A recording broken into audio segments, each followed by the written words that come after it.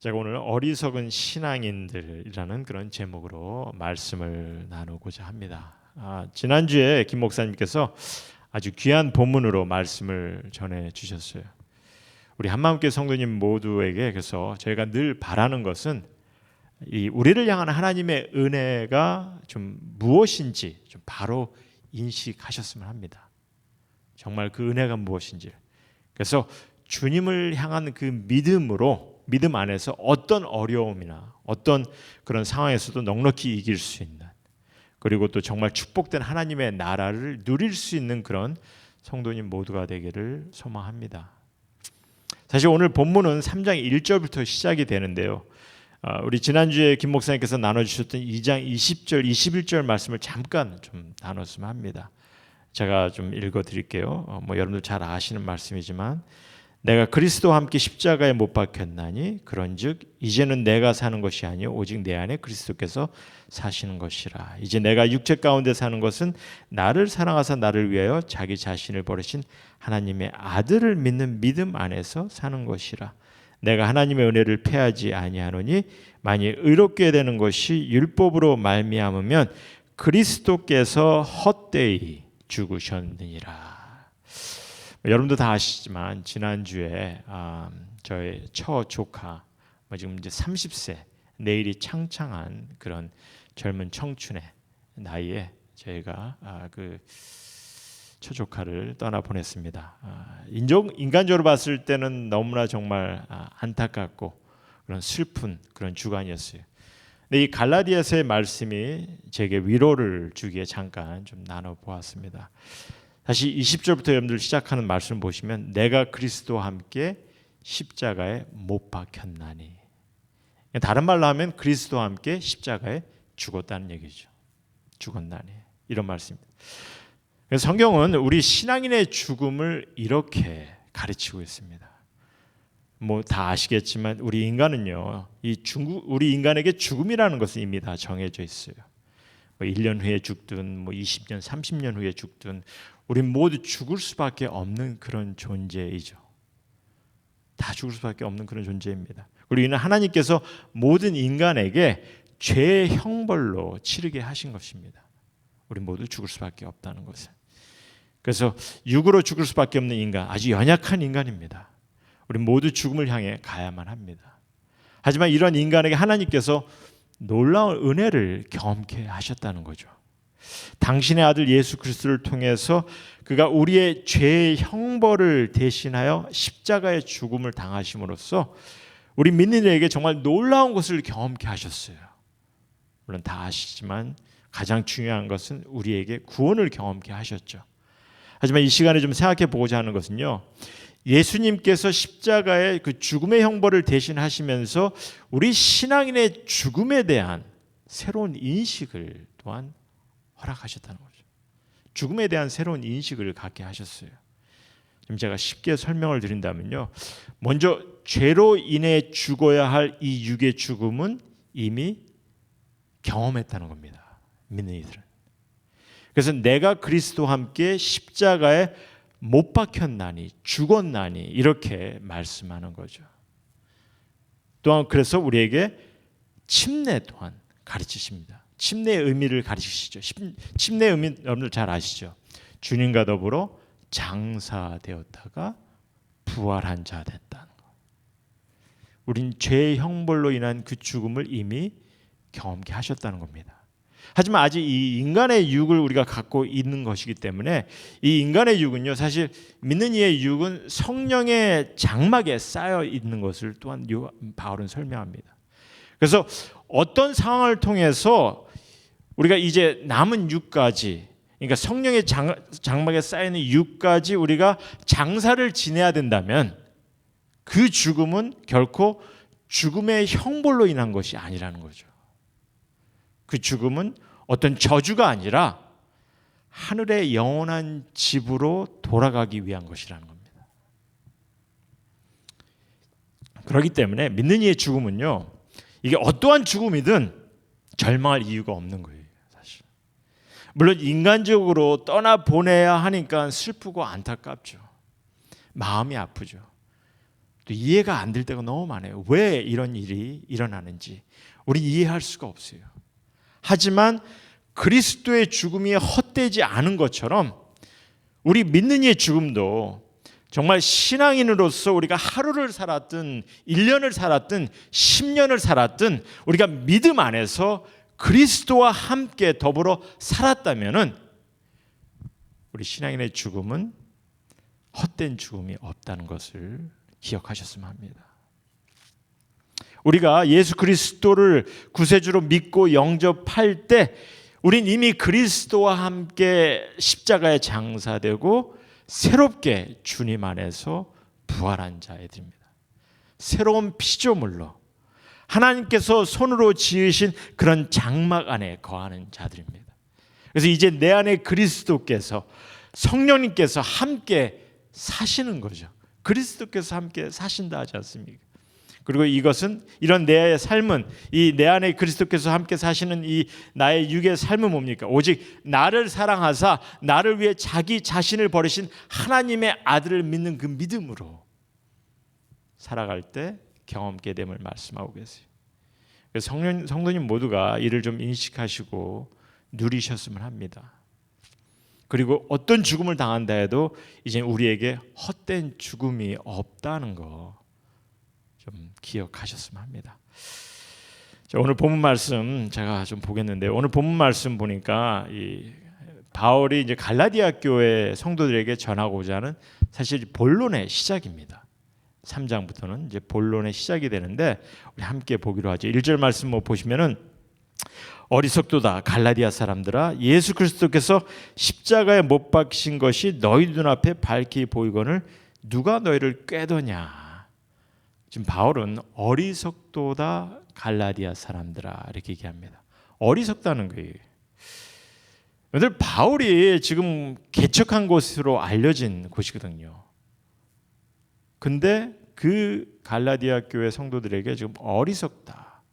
왜 어리석다 하는지 제가 전화도 나눴지만 사실 그 당시 그 교회 개척했을 때 유대인들이 많이 교회에 들어오게 되었다 했습니다. 그러면서 저들이 가지고 온 그런 유대 전통 사상이 교회에 많은 영향을 끼쳤기 때문이죠. 그래서 그렇기 때문에 바울은 지금 이런 상황 때문에 저들이 게임을 당하고 있다고까지 지금 표현하고 있는 겁니다. 하지만 저들이 어떻게 어리석은지도 모르고 무엇에 게임을 당하고 있는지도 아마 모르고 있었을 것 같아요. 왜? 왜냐하면 늘 이 전통 사상에 익숙한 그런 신앙생활을 살고 있다 생각하기 때문에 거기에 젖어서 살다 보니까 비록 교회는 들어왔지만 예수님에 대한 어떤 말씀은 들었지만 그러나 그들이 갖고 있는 그런 신앙 삶 속에서 그냥 늘 익숙하게 살아오지 않았나. 그러니까 무엇이 어리석은지도 아마 몰라지 않았을까. 겉으로 보기에는 아무것도 아닌 것으로 아마 생각할 수 있는 거죠. 우리는 어떻습니까? 우리 신앙생활을 오래 한 우리 성도님들은 어떻습니까? 신앙에 어리석음은 없는지, 게임을 당하고 있지는 않은지, 신앙의 어리석음이나 게임을 당하는 것은 사역자들의 책임이니까, 그러니까 어리석은 생활을 하게 되면 사역자들을 블레임하면 되지, 그렇죠? 충분히 그럴 수 있죠. 어떻게 보면 그런 경우가 많은 것 같아요. 요즘 사역자의 영향이 엄청 크기 때문에 크죠. 그리고 또 한편으로는 많은 분들이 또 전반적으로 이런 마인드셋도 갖는 것 같아요. 보면 신앙에 어리석으면 얼마나 어리석겠느냐. 다 비슷하게 가르치고 다 비슷하게 배우는데 게임을 당하면 내가 얼마나 당하겠냐. 그럴 일이 있겠느냐 이렇게. 그래서 전혀 이런 부분에 대해서는 아예 신경을 안 쓰는 이들도 많지 않나 봅니다. 다만 신경을 쓴다면 내가 뭔가 좀 새로운 것을 지금 배우고 있는지, 종교 생활은 잘하고 있는지, 복을 받고는 있는지, 이렇게 눈에 보이는 그런 복들을 내가 받고 있는지, 이런 것들에 좀 신경을 많이도 오히려 쓰는 것 같아요. 근데 오늘 바울이 좀 신앙의 어리석음 또한 게임을 받는 것에 중요한 가르침을 전하고 있습니다. 그래서 우리가 이를 좀 신앙에 좀 재조명해 봤으면 합니다. 그럼 바울이 무엇 때문에 지금 갈라디아 교회를 어리석다고 또 심지어 지금 게임을 당하고 있다고 하는지 우리가 이제 계속 보시면요, 바울이 이제 반문하듯이 던지는 질문이 있습니다. 2절과 5절을 보시면 그 질문하는데, 먼저 2절 말씀 보면 내가 너희에게서 다만 이것을 알려 하노니, 그만큼 중요하다는 거죠. 지금 이것을 알려 하노니 너희가 성령을 받은 것이 율법의 행위로냐 혹은 듣고 믿음이로냐. 그리고 5절에 이제 거의 같은 질문하는데 뭐라 하냐면, 이번에는 너에게 성령을 주시고 너희 가운데서 능력을 행하시는 이의 일이 율법의 행위에서냐 혹은 듣고 믿음에서냐, 이렇게 질문을 던지고 있습니다. 사실 이 질문은 우리 기독교 신앙인의 아주 근본적인 그런 귀한 가르침입니다. 너무나 중요한 것을 다루고 있어요. 그래서 우리도 이 질문을 좀 깊게 좀 고민을 해 봐야 되지 않겠나 봅니다. 먼저 이 질문을 좀 앤서하기 전에 우리 모두 좀 중요시 보아야 할 질문을 하나 더 있습니다. 뭐냐면은, 제가 좀 여러분들에게 질문을 하겠는데, 성경은 여러분들 주님께서는 분명 성령님께서 우리 안에 함께 계시고, 그러니까 믿는 이들에게 우리 안에 함께 계시고 또한 우리 가운데 능력을 행하시게 하겠다고 약속하셨어요. 주님께서 약속하셨죠. 그럼 정말 성령님께서 내 안에 계시고 우리 가운데서 능력을 행하시는 것은 어떻게 알 수 있겠냐는 질문입니다. 여러분 스스로가 어떻게 성령님이 내 안에, 여러분 안에 있기는 합니까? 성령님께서 함께 하신다고 생각하십니까? 이 자체가 믿어지냐는 거죠. 무엇을 통해 내가 이를 인식할 수 있냐는 거죠. 내가 뭐 방언을 해야 하는지, 아니면 하나님의 음성을 뭐 들어야 하는지,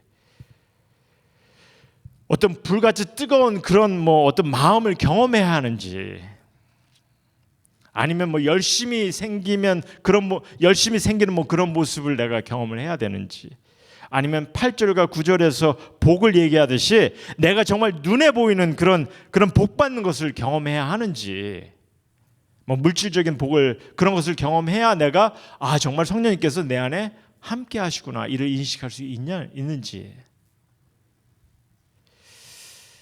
어떻게 성령님께서 내 안에 계시는 것을 여러분은 어떻게 인식하십니까? 분명 예수님께서 약속하셨거든요. 우리가 여기서 그래서 바로 인식해야 하는 것은요, 성령님께서 내게 오셔서 내 안에 계시는 것은 무슨 뭐 나를 쥐고 흔들고 나를 컨트롤하기 위해서가 아닙니다. 내 안에 내 삶을 확 뒤집어 놓으시려고 오신 게 아니라는 거죠. 나의 의지를 주장하고 내 생각을 다 바꿔 놓으시는 뭐 그런 모습이 아니라는 거죠. 여러분이 성령님을 전적으로 의지하는 한 절대 그러지 않으세요. 나를 조종하고 내 환경을 바꾸시고 내 미래를 정하시고 뭐 그런 것이 아니라는 겁니다.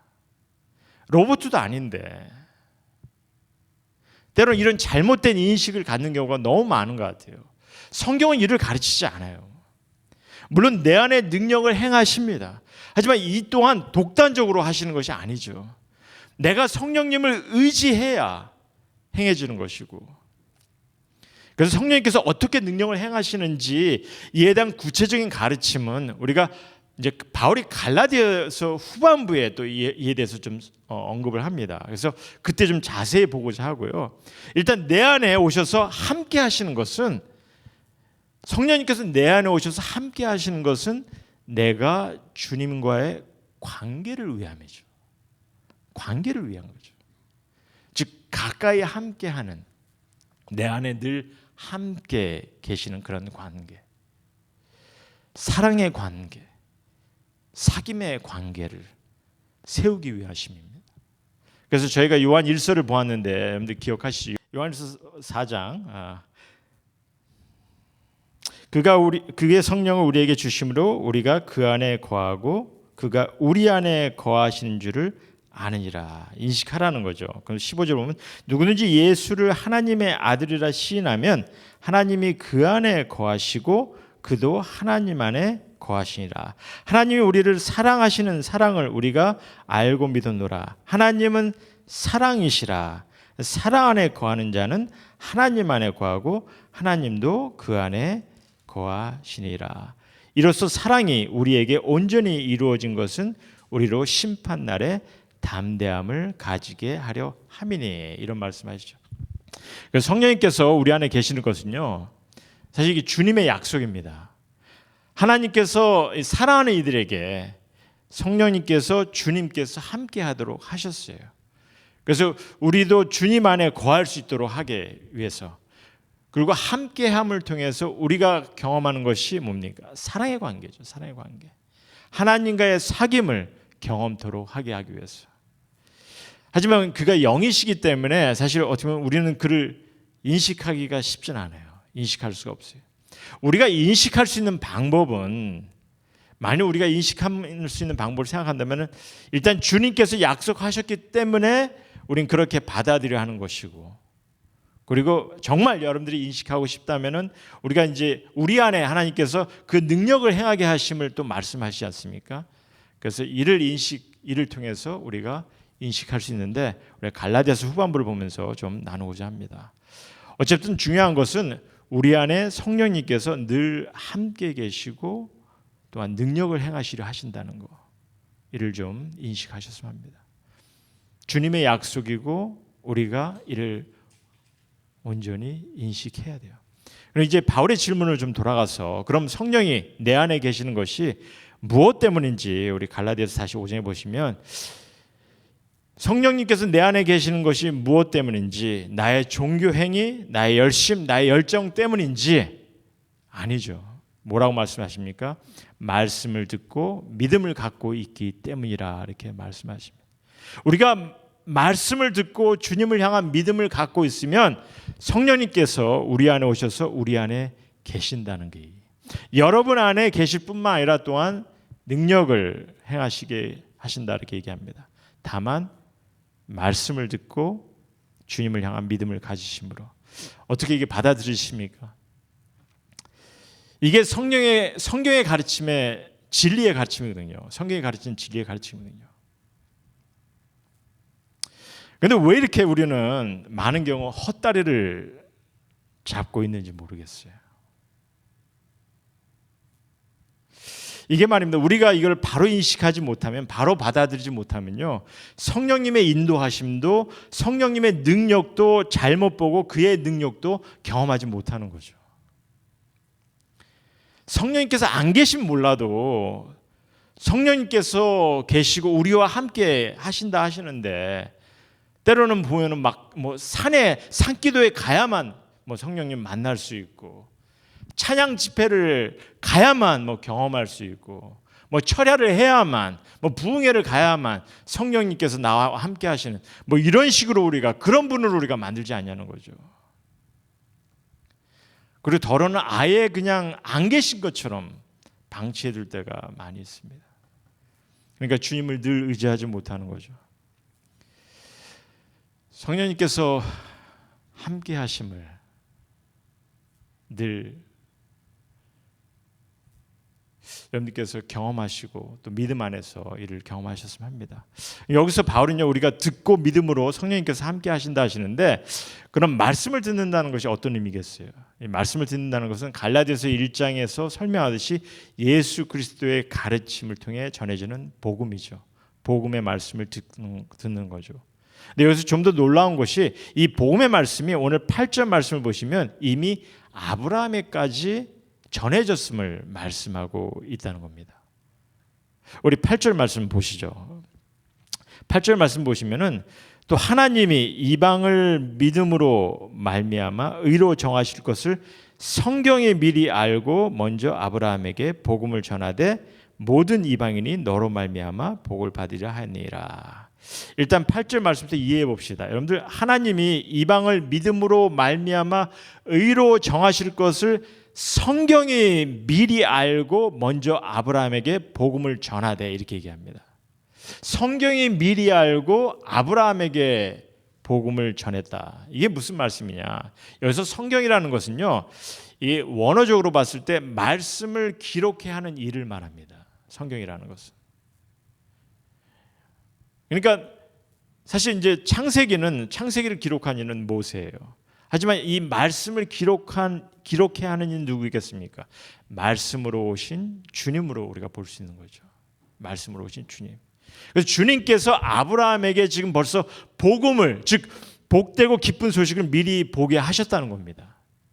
그래서 모든 이방인들이, 모든 족속이 아브라함을 통해 복을, 즉 하나님께서 베푸신 축복인데 이것은 은혜죠, 은혜. 이 은혜를 경험케 될 것이라 이렇게 말씀하십니다.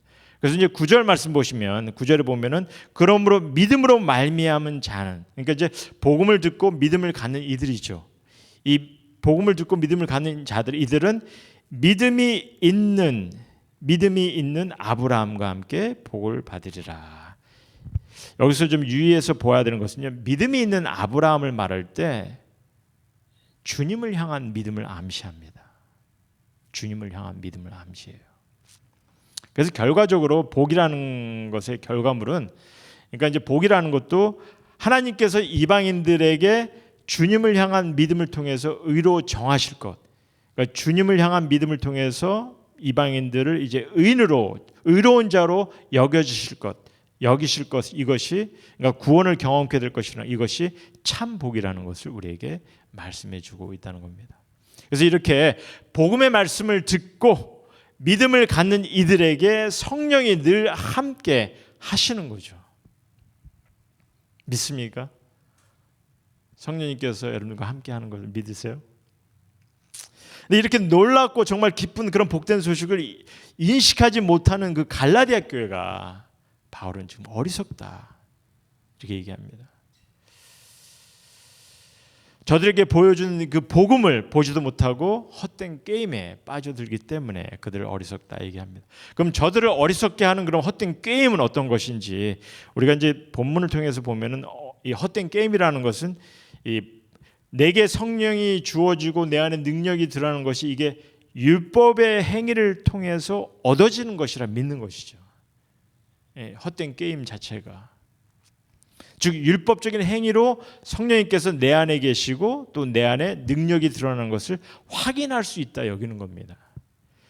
그리고 그런 행위가 없으면, 그런 어떤 율법적인 행위가 없으면 어떻게 성령님이 함께 하겠냐 그런 거죠. 그래서 한마디로 어떤 나의 행위를 통해서 믿음의 기준을 세우는 그런 어리석은 그런 모습을 설명하는 거죠. 그럼 먼저 그 당시 강조되는 그런 율법적인 행위가 무엇이겠습니까? 지난주에 우리 목사님도 좀 설명을 했는데, 우리 성경을 통해서 보면은 지난주에 강조된 율법적인 행위는요, 뭐 사람들이 인식할 수 있도록 이렇게 뭐 알아볼 수 있도록 기도하는 거죠.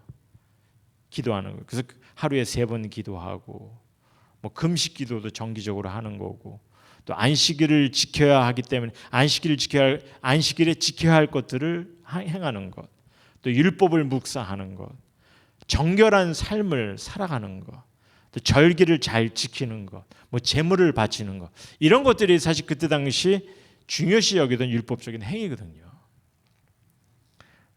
그래서 이런 것들을 철저히 지키면 이런 행위를 통해서 성령님께서 나와 함께 하실 거라 이렇게 나름대로 그렇게 인식하는 겁니다.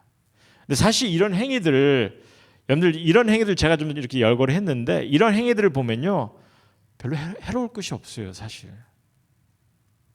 어떻게 보면 다 좋은 거잖아요. 얼마나 좋습니까? 열심히 기도하고 금식도 하고 신앙삶에 도움도 되고 그렇잖아요. 근데 이런 것의 삶 자체가 신앙의 꾀임을 가져올 수 있다, 지금 이런 얘기를 하는데, 아마 그래서 요즘 이 교회에서도 어떤 이런 종교 생활을 강조를 많이 하지 않나 이렇게 봅니다. 왜냐면 해로울 것이 없고 좋잖아요. 사실 문제는 이제 이 교회에서 이런 행위를 통해서 믿음이 있고 없고를 좀 판단하는 그런 기준이 되고 있는 그 자체가 잘못된 거죠.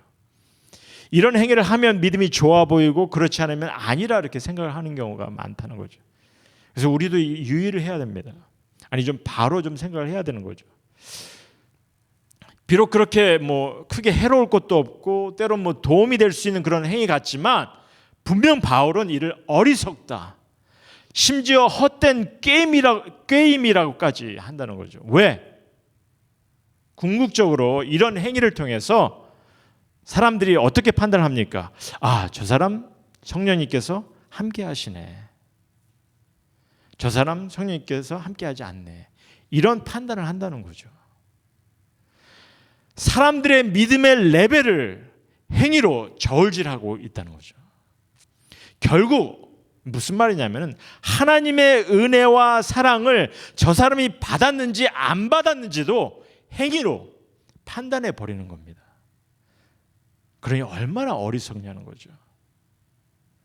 나 스스로가 감히 성령님의 역사를, 하나님의 뜻을 판단하려고 하는 그 자체가, 그게 어리석은 거죠. 왜 이렇게 그러면 행위를 통해서 성령님이 함께 하지 않는지, 함께 하는지 이런 걸 판단하려고 하는지 아십니까? 왜 사람들은 자꾸 이렇게 행위적인 것으로만 판단하려고 하는지 아십니까? 바울이 사실 이 부분을 다루고 있잖아요.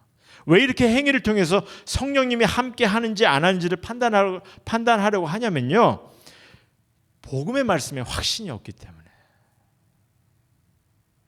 복음의 말씀에 확신이 안 서기 때문에, 그렇죠? 하나님께서 베푸신 은혜가 깨달아지질 않는 거죠. 정말 받을 자격이 없는 내게 구원을 베푸셨다는 것이 이게 믿기 어려운 거예요. 이게 아니, 내가 무엇인가를 해야만 하나님께서 힘도 주시고 뭐 기뻐하신다 그렇게 생각하기 때문인 거죠. 인간의 합리적인 생각과 지혜로만 이해를 하려고 합니다. 무엇인가 하고 있으면은 뭐 마음에 감동도 오는 것 같고, 뭐 내가 이런 사람인데 뭐 그런 마음에 스스로 확신을 가져보려고 한다는 거죠. 하지만 우리 하나님은요, 내가 무엇을 해야만 기뻐하시는 분이 아니라 내가 그를 믿고 그의 인도하심을 따를 때 기뻐하십니다. 오늘 분명 우리에게 주는 말씀은요, 복음을 받아들여 주님을 믿는 모두에게 주님의 성령이 함께 하실 뿐만 아니라 또한 내 안에서 능력을 행하신다 하십니다. 이를 기억하시길 부탁드립니다. 내 안에 그리스도께서 사신다는 거, 그냥 말씀만 우리가 외우지 말고 그리스도께서 내 안에 사신다는 거 늘 기억하시며 우리가 신앙생활을 임했으면 합니다. 이제 말씀을 마치려고 하는데요, 제가 성령님께서 내 안에 능력을 어떻게 행하시는지 이 부분은 이제 저희가 갈라디아서 후반부를 보면서 나누겠다 하였습니다. 하지만 말씀을 마치며 한 가지만 좀 보았으면 하는데, 과연 성령님께서 내 안에 함께 하시고 계심을 내가 인식할 수 있다면 그것은 무엇을 통해서인지 궁금하시죠? 사실 성령님께서 내 안에 함께 하시는 것을 내가 인식할 수 있다면 정말 무엇을 통해서인지, 성령님께서 함께 하신다는 것은 믿어보겠는데 정말 함께 하시는지 어떻게 인식할 수 있는지 좀 궁금하잖아요. 뭐 우리가 때로는 이제 어떤 교단은 방언을 하면은 뭐 함께 하신다고 뭐 이렇게 인식할 수 있다 이렇게 가르치기도 합니다. 여러분은 어떻게 인식을 하냐는 거죠. 근데 성경은 이렇게 증거를 하고 있습니다. 우리 좀 보죠. 갈라디아서 4장 6절에 있는 말씀 보시면은, 우리 파워포인트에 있네요. 보니까 너희가 아들임으로 하나님이 그 아들의 영을 우리 마음의 가운데 보내사 아빠 아버지라 부르게 하셨느니라, 그렇게 얘기합니다. 로마서를 통해서도 좀 같은 말씀을 하시는데 로마서 8장 14절에서 16절 말씀입니다. 로마서 8장 14절 16절.